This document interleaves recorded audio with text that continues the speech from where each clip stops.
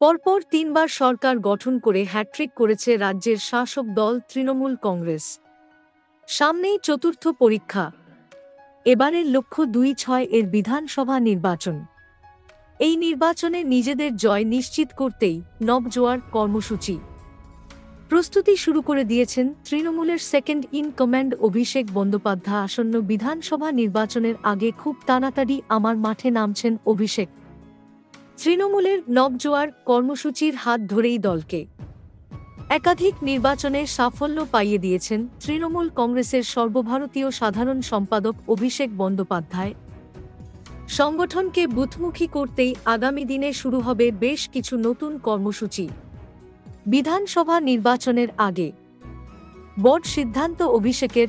জনসংযোগ কর্মসূচির পাশাপাশি সংগঠনকে মজবুত করতে এবার ময়দানে নামছেন অভিষেক বন্দ্যোপাধ্যায় নিজেই। লক্ষ্য একটাই, উন্নততর তৃণমূল গড়ে তোলা। তাই দলের শুদ্ধকরণ এবং প্রশাসনের সংশোধনের প্রমাণ নিয়েই এবার দ্বিতীয় দফায় প্রচার শুরু করতে চলেছেন অভিষেক।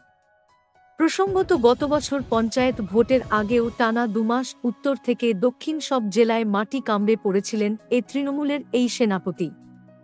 সেবার পঞ্চায়েত স্তরের প্রার্থী বাজায় কথা বলে কর্মসূচি শুরু করা হলেও মূলত দলের হয়ে ভোটের প্রচার সেরেছিলেন অভিষেক।